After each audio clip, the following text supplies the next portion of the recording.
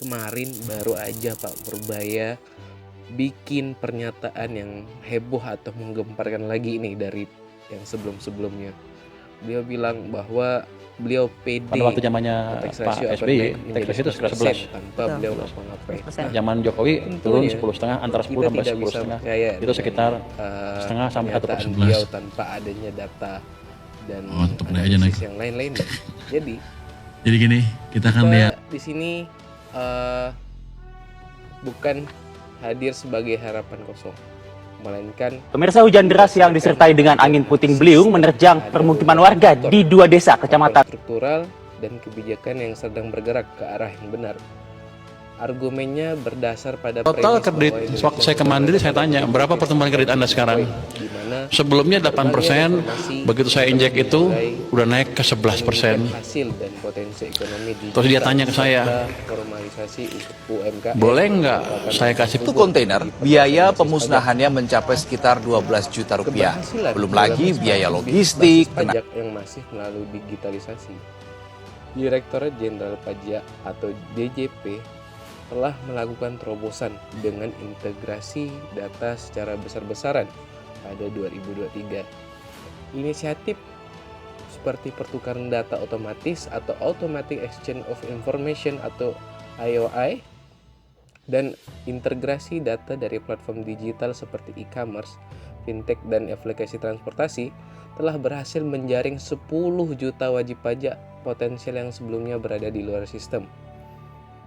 Nah, dari DJP menunjukkan bahwa program Satu Pajak mengonsolidasikan informasi dari 18 instansi berbeda, telah mengidentifikasi transaksi mencurigakan dari 100 triliun pada tahun pertama implementasinya. Digitalisasi tidak hanya memudahkan pembayaran pajak, tetapi juga mempersempit ruang bagi penghindaran pajak karena jejak digital setiap transaksi ekonomi semakin sulit disembunyikan.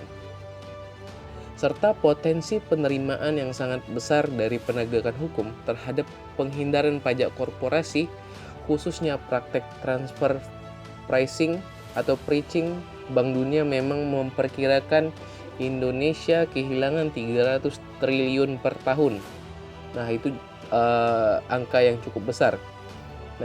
Namun, justru inilah yang menjadi dasar keyakinan, khususnya DJP untuk menangani transfer pricing telah menunjukkan hasil yang nyata. Pada tahun 2023, pemeriksaan terhadap 250 perusahaan. Jadi duit 200T itu yang kemarin dikasih ke bank itu ngaruh ke apakah lu akan dapat kerja tahun depan atau gaji lu naik apa enggak tahun depan. Jadi gini ke bank. Bank itu mau nggak mau terpaksa harus nyalurin. Potensi penerimaan dari jalur ini diperkirakan dapat menyumbang tambahan minimal 70 sampai 100 triliun per tahun secara berkelanjutan. Ini adalah buah rendah yang siap dipetik. Nah, kontribusi dari pertumbuhan kelas menengah dan transformasi struktur ekonomi, data Badan Pusat Statistik atau BPS menunjukkan bahwa jumlah kelas menengah di Indonesia telah melewati 120 juta orang dan diproyeksikan harus tumbuh. Kelompok ini memiliki kemampuan konsumsi dan tabungan yang tinggi yang langsung diterjemahkan dalam penerimaan pajak atau pajak pertambahan nilai PPN dan pajak penghasilan atau PPH. Sejak reformasi, tarif PPN menjadi 11% pada tahun 2022, penerimaan PPN secara konsisten tumbuh di atas 15% per tahun, melampaui pertumbuhan ekonomi. Nah, tren ini menunjukkan elastisitas penerimaan pajak yang semakin membaik. Setiap 1% pertumbuhan PDB kini menghasilkan peningkatan penerimaan pajak yang lebih besar daripada 5 tahun yang lalu. Nah, dampak kumulatif dari insentif dan kemudian berusaha yang justru memperluas basis pajak dalam jangka menengah, kebijakan seperti pengampuan pajak atau tax amnesty jilid kedua yang terfokus dan insentif pajak untuk UMKM yang melakukan transisi digital telah berhasil memandu pelaku ekonomi dari sektor informal ke formal. Sebanyak 2,5 juta pelaku UMKM telah terdaftar dalam program pajak penghasilan final UMKM atau PP 23/2018.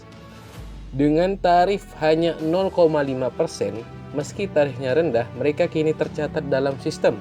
Seiring dengan berkembangnya usaha mereka, kontribusi pajaknya akan meningkat secara alami. Ini adalah strategi memancing dengan umpan kecil untuk ikan besar.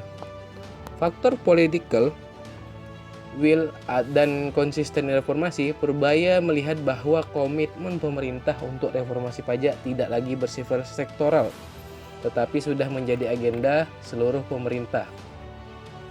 Nah, inisiatif seperti penguatan kerangka hukum melalui Undang-Undang Harmonisasi Peraturan Perpajakan atau UU HPP dan integrasi nomor induk kependudukan NIK sebagai nomor pokok wajib NPWP adalah perubahan fundamental yang dampak penuhnya akan terasa dalam 3-5 tahun ke depan.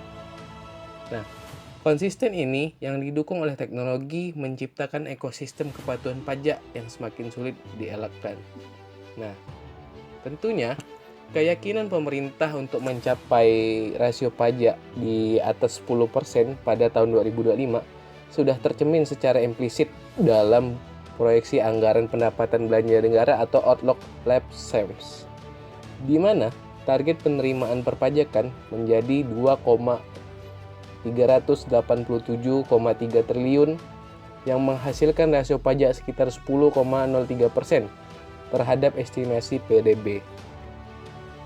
Namun, data realisasi hingga kuartal 3 tahun 2025 menunjukkan bahwa penerimaan perpajakan baru mencapai 63,5% dari target.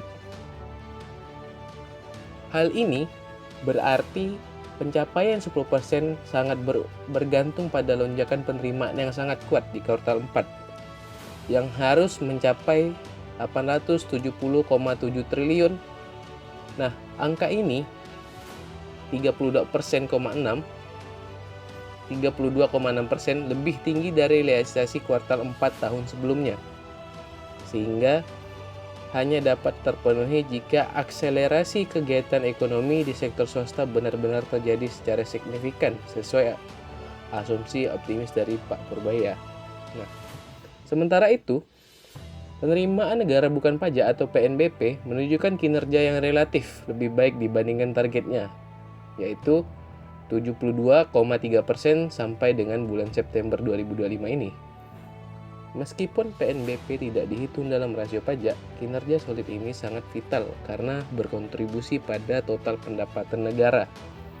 Kinerja PNBP yang sangat kuat membantu menjaga defisit anggaran yang tetap terkendali, yaitu atau 1,56% tahun PDB sampai dengan bulan September. Nah, sehingga secara tidak langsung mendukung stabilitas fiskal dalam memberikan ruang bagi optimisme terhadap keseluruhan keuangan negara. Meskipun utama untuk mencapai target rasio pajak, tetap ada upaya pengumpulan pajak di kuartal 4. Kemudian, dalam menganalisis pengaruh produk domestik bruto terhadap ekspektasi kenaikan rasio menjadi 11% pada kuartal keempat 2025, penting untuk terlebih dahulu memahami konteks ekonomi dan data laju pertumbuhan PDB yang terdapat dalam laporan ini. Nah, data menunjukkan bahwa pertumbuhan PDB pada triwulan pertama dan kedua masing-masing mencapai 4,87 dan 4,99%. Nah, pertumbuhan ini tidak hanya mencerminkan kenaikan aktivitas ekonomi, tetapi juga menunjukkan potensi peningkatan pendapatan pajak yang dapat diperoleh pemerintah jika sektor-sektor utama dalam ekonomi terus bergerak maju. Nah, sektor-sektor seperti pertanian, industri pengolahan, dan jasa menjadi pendorong utama pertumbuhan PDB.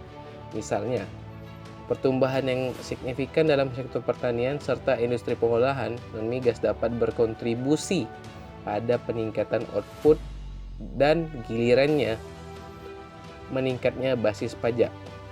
Nah, Pak Purbaya Yudi Sadewa, Menteri Keuangan, menekankan bahwa dengan mendorong sektor swasta, pendapatan pajak bisa meningkatkan tanpa perlu penyelesaian tarif pajak. Ini menunjukkan bahwa pertumbuhan PDB yang positif berpotensi untuk membawa dampak langsung terhadap penerimaan negara. Pantai Anyer masih jadi pilihan wisata